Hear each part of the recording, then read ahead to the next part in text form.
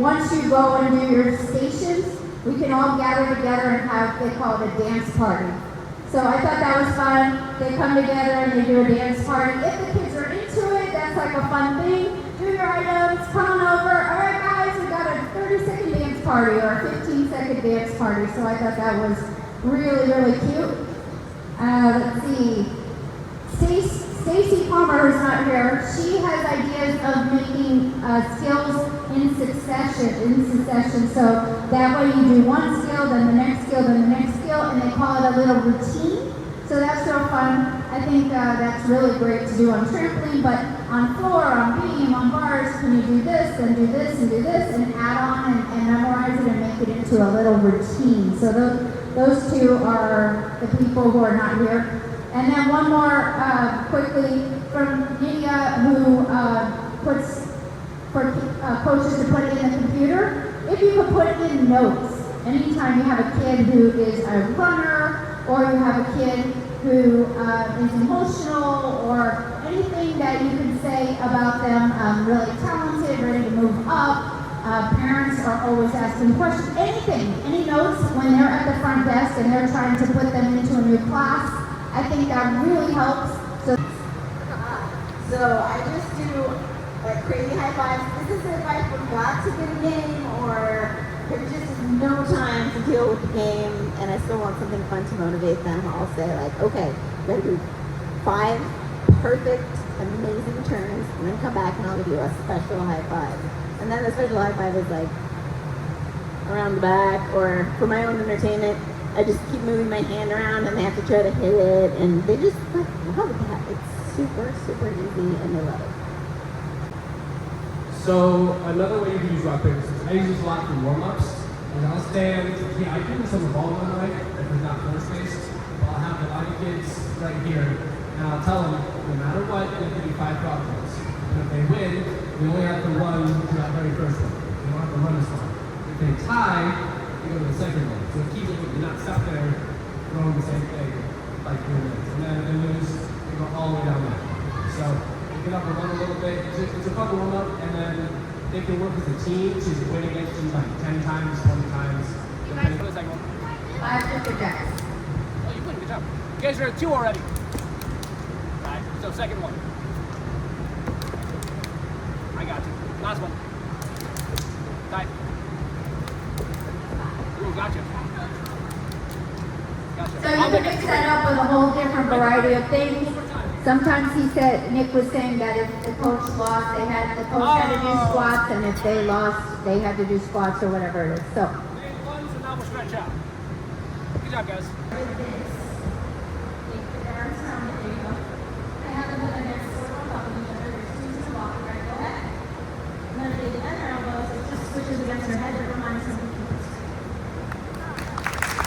I had the level 3 girls on beam and sometimes that group's a little wild for us. So what I ended up doing is they have partners and I had headband cards, but these are memory cards and they have like simple pictures. So there's a hot dog, an apple, banana.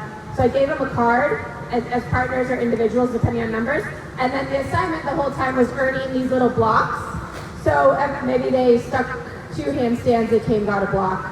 And their goal at the end of the rotation, the half hour or hour, was to make that picture with colored blocks. So like this hot dog one has like brown, red, and yellow colors on it. So they would want to be gathering as many brown, red, and yellow colors as they could. So they might take their turns a lot faster so that they could make the picture better. Because if they only had 3 blocks, it'd be kind of hard to make this picture. So I was kind of surprised how I kind of evolved this in the middle of it because my assignment I had was not working. And then once I started saying, oh, you're going to have to make a picture out of these blocks, then all of a sudden grabbing the blocks mattered. So, and that made me take more turns. When they were doing something, they're trying to have straight arms, and especially like on a handspring block or a handstand or a cartwheel, and their arms are bending. She called them silly arms, and I like that terminology. So put your arms up like silly arms, right?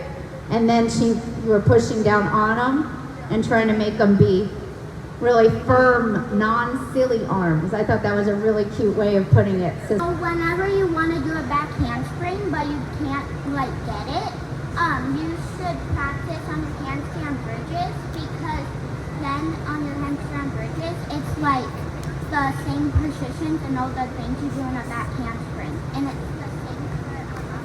it's the same for the forward rolls for the front foot.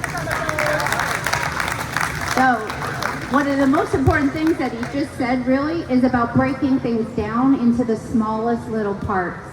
So if you can show them the shape that they're doing in a forward roll, or break it down in just holding the bridge or feeling the shape, those are really important. We have a thing for front handsprings where we hold on to the pole and show the arch position so that the kids who know how they're supposed to land in a front handspring. So any kind of breaking down is really, really important. And then if you can add like a cool, fun, silly this or a game or something, that's the main point to teaching. How creative are you? How do you get into that kid's head and make it fun and silly? And understanding that you're trying to get good gymnastics, but it's not all about, here's your perfect leap landing, hold it, arms to the side, plie, head is neutral, and it's and this is a red kid, and you're like, can I just flip? And you're wanting me to do this arabesque lunge for like 5 minutes. So you're trying to make it really, really entertaining and fun, but still learn. Here. So when they're walking, I'll start by holding their hand or like their hips, and they're scared, so they'll shake and they'll like try to get off. But then I just distract them by asking them like weird random questions, like, have you seen a rainbow before? Do you like watermelon? And we're just having conversations as they're walking down the beam. They forget that they're walking down. So focused on being perfect on every single turn that she can't let herself achieve or improve, because every single turn something was wrong, so that's all we focus on. So that distraction thing is a really good thing. Talk to them about their life, talk to them about their birthday, talk to them about whatever, and that's a really, really good tip. All right, and the main point is not so much about, the bubble is a cute little way of saying it, but really about making them feel secure and safe when they're working on something. If you have a kid that's very nervous, the worst thing that parents, I've done it myself, parents and coaches do is like, you shouldn't be afraid of that. It doesn't help you to tell somebody they shouldn't be afraid of something that they're afraid of. So we really want to try to get out of that habit of like, I told my kid, and if you have a 2-year-old's parents who's also doing that, oh, you can do that, and they're pushing them over the bar, or they're doing something that makes them afraid, that's when we want to educate. We're educators about that tells them should be allowed to be pressured into doing something you don't feel ready for, and that is not what we want to teach. We want to teach them that they have the choice to do something when they feel ready, and it's not our job to pressure them when they don't feel ready. I have a game. So you have to split your group in half. One group over here using these 2 panels, one group over here using these 2 panels. They start in the middle. You have to have a game board or a whiteboard. So I use Connect 4 as a scoreboard. So you don't actually have to play Connect 4. So let's say you do something simple as a cartwheel this way. Jump through the hoops, put a card back in, keep going around. You can even level it up, back handsprings, round off back. And you keep putting a piece into the scoreboard.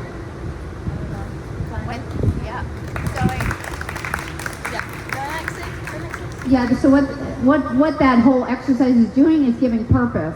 So it's not just about doing the cartwheel and doing the round up back handspring, but we're trying to finish or fill the board or beat that team or whatever it is. There's just that secondary purpose. If you can get your assignments to have that, especially for the upper levels where it's harder and you're just trying to correct their technique. But you could say, here's another secondary purpose. It makes them do more numbers, which guess what? Makes them better at it. So that's whether you're doing like a cartwheel station here, a forward roll there, a backward roll here. What's really fun for the kids is after they go and they do this circuit 10 times, have them play the floor is lava on the mats. Then the floor is lava. That's a fun one. There are a lot of different colors that you can jump around. And a lot of the things that Jeff Lola did earlier are good at camp, and I think something like the floor is lava is a good thing, but then to add in the instruction part, so do the cartwheel, do the roll, do this, and then they have to play floor is lava. That's after, so you do the whole circuit for 10 minutes or whatever, and then you play with them for 5 minutes. That's awesome. I love that idea. From the board, Maddie, onto the beam with your arms by yours. Perfect. Then when you get to the block, you're going to give me a T-needle T. Okay. Perfect. I want you to hold it in your hands. Sorry, that was my bad. Then you're going to come up here. You're going to stand. Okay.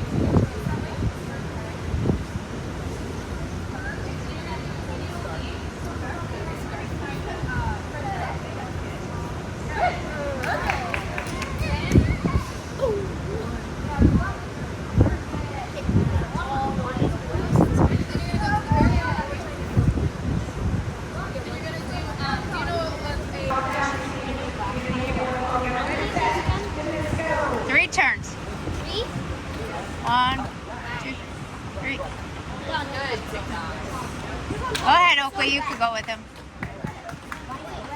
Because I was in a bucket.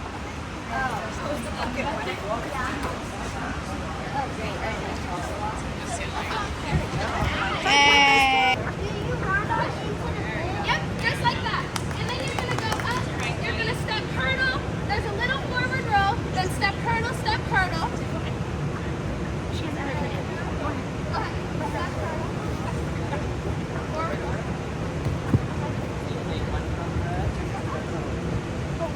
And then after that, they're gonna go over to there, jump up, put their hands on the bar, handstand flat back. Like that, handstand and flat back. From there, they're gonna do a candlestick straight jump and throw one of the bean bags into the tic-tac-toe board. They're working together to fill up the board. What do you mean fill up the board? Kind of like blackout bingo. Does that make sense? Feet on the dot to your back. Punch to your back. Excellent. Babies, or just round back. Or just a round back. Next, and on the other side of the yellow, you're doing 3 split jumps.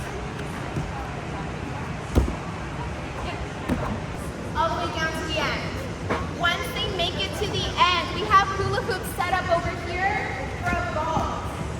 We're gonna have them ball. Yep. Step, 2, 2, forward roll. We're gonna have them jump up, jump into a touch, jump into a straddle. And then we're gonna have them do a handstand, and we have the orange mat to provide protection in case they fall over. Once they complete this, they grab another cloth and they put it in our bucket. Your arm circle, but it's a little confusing. Bounce and then bounce back up. Alright, here. Alright. You have bean bags in between my ears and just doing a cartwheel, trying to stay straight. And try the forward roll, but the forward roll is real hard, so we want to jump over your chest. Nice. Right here, they're going to be Squeeze in between your forearms. Yeah.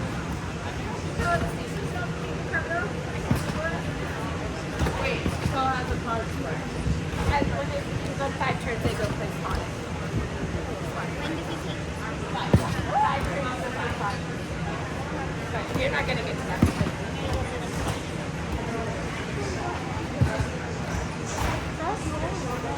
springboard jump up?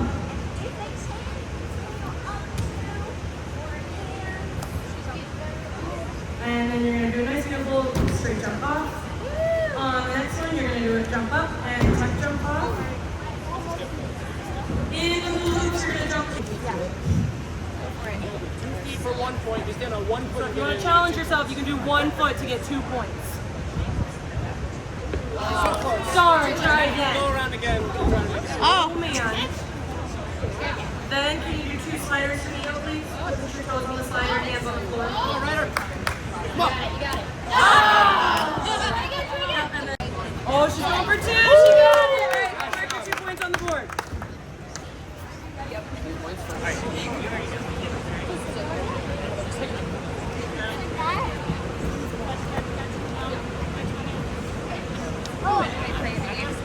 On each color. Yeah, so after like 3 turns, grab a spotted card, go back 3 more turns, grab a spotted card, and they, at the end they can The V up is a little hard for them, I think. That's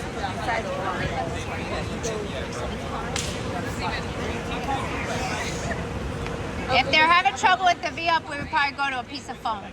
Or they could balance on it and then just put them. Yeah, or push up position. and have them like hold up my Yeah, that would be better. But I mean, for team